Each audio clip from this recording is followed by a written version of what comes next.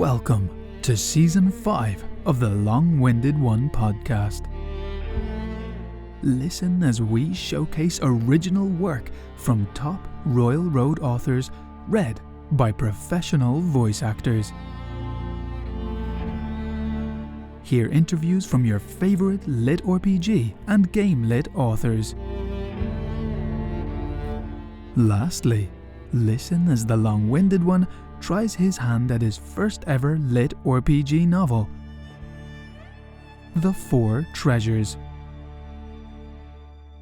Well, welcome everybody to another episode of The Long-Winded One. With me tonight, I have an author from Royal Road. His name is Zrail. In this episode, we're going to ask all the burning questions that we want to know about this author. And then released on the very same day, we're going to release some of his original work. Welcome to the podcast, Zrail. Hey, thanks for having me. You got it. You got it. And if you could tell the listeners a little bit about yourself, where you're from, how you got into this whole thing, if there's anything that's maybe influenced you to date.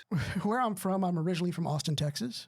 However, my family was military, so I have lived in various other places. As for influences, I have always enjoyed books and comic books and video games and various, basically storytelling. It didn't come to me until very later in life that I was essentially I was a lover of stories and movies, and every way you can tell a story, I have immediately fallen in love with. So stuff like D&D and tabletop games and all sorts of things. So are you still a D&D player?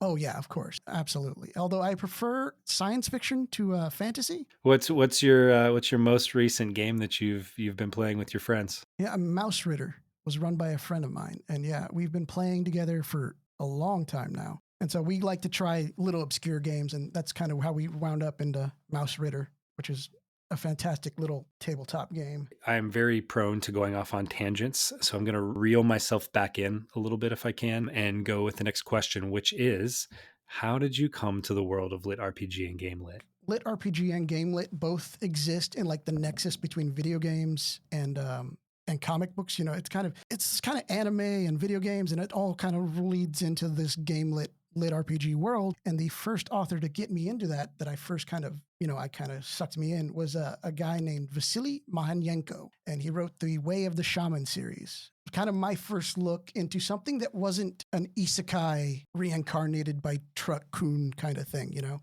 Yeah. Well, tell us what happened after Vasily. Then I kind of went on a deep dive into the internet because, anything you love, the internet's got it in abundance. So I kind of went off everywhere, and I've tried to find these little novels written by people. Web novels is what they are, but it has nothing to do with the website. It's just people write stuff and they put it out there. So I went on a deep, rabbit hole of looking for more of this lit RPG stuff.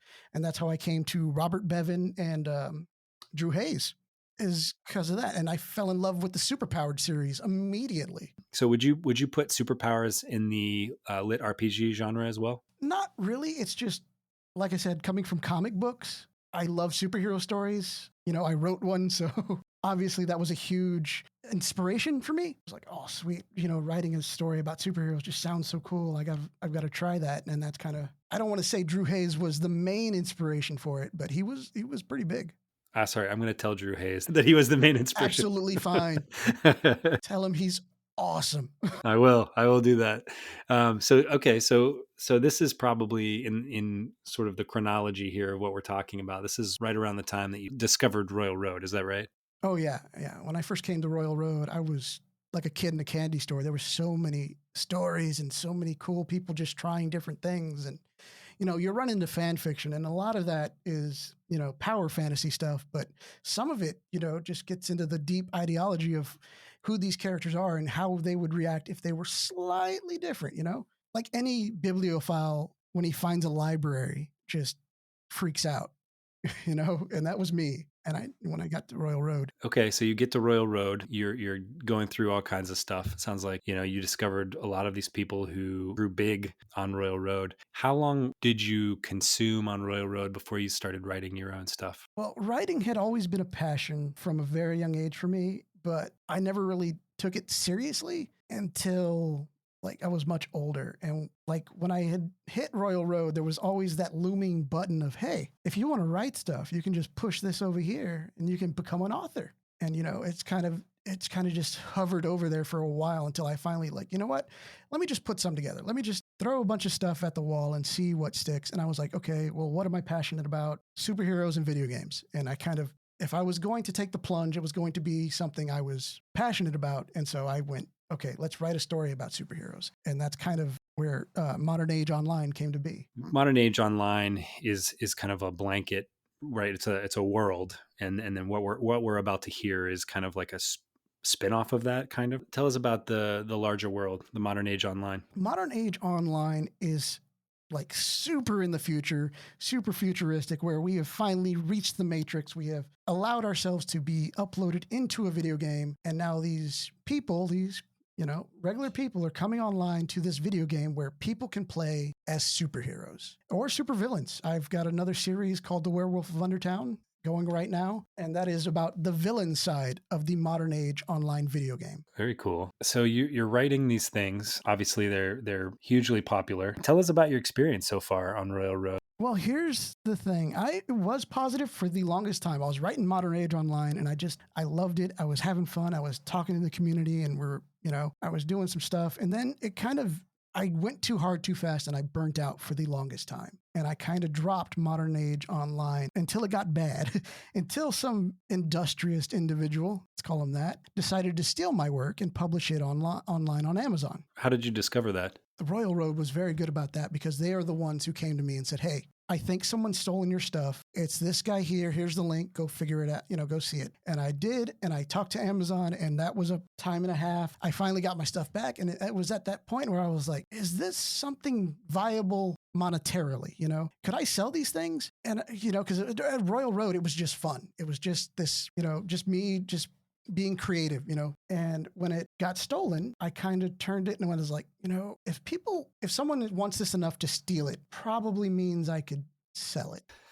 Yeah. So I kind of refocused a bit on Modern Age Online, but the passion for it wasn't there until recently. So I kind of started the side project, which is A Werewolf in Undertown. And that was where the new passion is coming back. I'm writing about this new character, this new same world, just this new character, this new viewpoint. And now I've kind of feel the urge to go back to Modern Age Online. Well, so I have a couple of questions from everything that you've just said. As an author, how do you avoid getting your work stolen? Do you recommend maybe authors maybe only put out a portion of a piece and then put out the other portion, under digital rights protection, some sort of platform or Patreon? How do you avoid getting your work stolen? Well, I think with the way the internet is, the way everything is going right now, artists everywhere in every form are being stolen from, and it sucks across the board. And whenever you put pen to paper, whenever you start typing, you instantly own that copyright. So, that's kind of a saving grace right there. But if we're talking mere avoidance, I think you'd have to find some kind of DRM, aid, or like you said, Patreon, because that is gated by people paying you. So only people who are paying you can get that kind of snippet or those chapters. So I think Patreon would be a good way, maybe some sort of DRM, but I don't know. I've always hesitate to, suggest adding locks onto things that you don't control yourself. Yeah, absolutely. Yeah. You mentioned you got burnt out. So one of the authors that I talked with, his name is Jack Pembroke. We probably spent 30 minutes talking about like posting and getting viewership is a very like scientific thing, at least from Jack's point of view. And he had good advice, but we talked about a publishing schedule. Right. And so he started off by doing a once a week publishing schedule, and he found that his viewership would kind of trail off. And so, he's leaning more towards doing like smaller bites, but daily bites. Right. So he's writing daily. Is that where you were? Is that what led to sort of getting burnt out? It was the publishing schedule is what it was, is because I was so excited. I was doing this thing. I was creating something, I felt really good about what I was creating. I had a few detractors like everyone does, but I loved what I was doing and I just threw myself at it full hog, and I think I was doing 4 times a week. I was uploading a chapter, just And it wasn't, I didn't plan in chapters ahead. I was writing that day and publishing that day to Royal Road. I wasn't scheduling things out. I was just going, and it got too much. And I was like, okay, am I having fun doing this anymore? And the answer came back, and it was kind of no, you know? And I was like, okay, I've got to stop. And I stopped, and I took a break, and the break went on. I was like, I'll take a break for a month. And the break kept going and going. It turned into a year. It turned into a couple of years at this point, you know, and it's just, and now I'm kind of scared to go back to it and be like, hey, I'm back, everybody. And everybody's like, well, screw you. We're gone, you know? Yeah, well, I mean, writing and then publishing the same day. Talk about hitting that dopamine bar, right? Oh, Like that, yeah. you know, just waiting for the feedback and everything. Oh, yeah, absolutely. And like I said, the community was actually nice. There were people talking about my stuff, and it felt great to see people, you know, like you said, the dopamine hit. Just, yeah, I dove into it, and it felt so good. But eventually, like anything, you build a tolerance. Yeah, well, it sounds like you've, like Stephen King, right? You've created this larger world where now stories are referencing places in other stories, right? So you have this rich world that you can write these little spin-off stories in, or whole novels. Are you with this new project? Are you back? Are you back on Royal Road? Oh yeah, yeah. Werewolf in Undertown is on Royal Road. It's doing well. It's doing okay. You know, I'm having some fun. I've learned my lesson. I write ahead. I publish chapters ahead. You know, and it seems to be doing well. It seems to be doing all right. That's actually great advice. And so if the listeners are listening to this whole season, they're going to hear this advice from multiple authors, and that's stay ahead of the curve, right?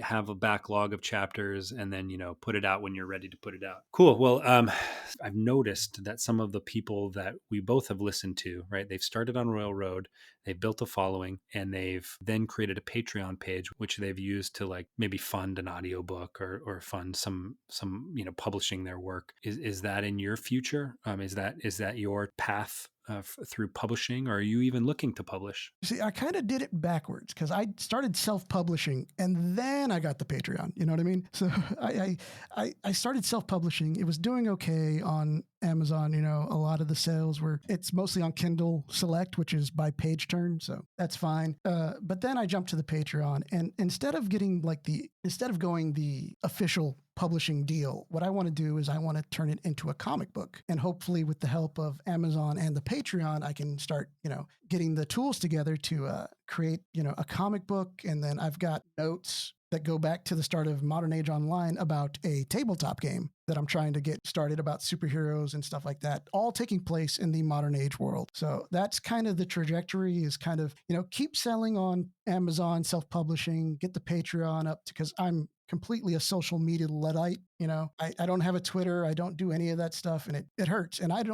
really was slow on getting the Patreon going, because even now it feels kind of sleazy to me. I don't know what it is about Patreon, but it absolutely makes sense in my head. But when I tell myself, hey, you're going to create these chapters, and then you're going to hold these chapters back. You're not going to let people have these chapters. They have to pay for these chapters. And it just feels kind of weird, you know, but I understand I am technically a creator. I love what I do.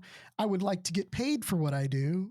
So that's kind of where Patreon is. And if I want to do some of the things that I think would be really cool with the world that I have created, it's going to take some money. And that's where, you know, I want to see a comic book. I want to see the tabletop game. I want to see all this other stuff. I don't want to just be constrained to just books. Because like I said, when I first fell in love with stories, it was in every aspect of stories, movies, and, you know, radio dramas even. Let me ask you about that then. We had the piece that we're going to hear, the Maxwell Flourish, was voiced by somebody named Andrew James Spooner, who has done some really incredible things, and he did a fantastic job. So let me ask about audiobooks. Like, has this experience maybe keyed you in on another market? Absolutely. That's always been kind of in the back of my mind. Like, who would I get to do it? Who do I talk to do it? And the fact that Andrew Spooner, you know, read anything that I did was kind of like, oh crap, this dude's worked for the Jim Henson Company, and he's going to read my nerdy story about superheroes. Holy crap. I was kind of blown away by that. And it kind of, like you said, it kind of opened the door to like, I might be able to do that. Yeah, well, it's fantastic, and I think people are really going to enjoy it. And it's a really fun story. It's a really cool glimpse into your world. All right, well, let me ask this. I think this is an important question for people who are listening, because like you, like me, right? We love to read, we love to write, and maybe we want to do more writing. So for those people who want to do more writing out there, those aspiring writers, what kind of advice would you give them? Well, there's so much, I mean, I've been doing this for a while and there's so much like the burning out thing we went over. I mean, that is a huge aspect. But another one is specifically for lit RPG writers and game lit writers or progression fantasy or however they want to term whatever we do. I would say, and it has been a huge help to me, is notes, notes, notes. We are writing fantasy novels or sci-fi novels about video game elements. So you need to have, like, I have a constant character sheet of my main characters going like I'm working off a tabletop because I like to have it in front of me what I'm doing. And so as you go forward, you're going to expand upon those stats. So you need to keep those update, you need to keep them noted, annotated, and ready to go whenever you want to put them in your chapters because you need to have those ready because notes are a big part of just everything I do because I have a bad habit of, I'll say this character did this at this point and I'll forget about it. And, if I don't make a note about it, somebody will call it out and be like, hey, wait a minute. Hey, come back here. You forgot this. You did this. Patreon and Royal Road has called me out plenty of times. Been like, hey, wait a minute. Didn't you say at this point with this character that this was this? And it's like, oh, crap, you're right. Yeah, what you say to that is like, I just wanted to see if you were paying attention. Exactly. I don't want to go off on a tangent, but a big point of contention with my first Modern Age Online was that my main character is technically a mundane. He doesn't have powers, but he's a lizard person, so he can regenerate limbs. And that has been a big point of contention for a lot of readers, has been like, hey, wait a minute. If he's not supposed to have any powers, then why does he get his limbs back? It's like, oh, well, because he's a lizard. It's one of those things as an author where I look back and I go, crap, I shouldn't have done that. Maybe I shouldn't have done it. But as I try to bring up the tabletop game, I think to myself, okay, in terms of game mechanics, how that works is this, so I have it all worked out in my head. But well, you just throw up jazz hands and say, because magic. Magic. that's Science why. fiction magic. That's right. Exactly. Because he's a superhero. He's a superhero.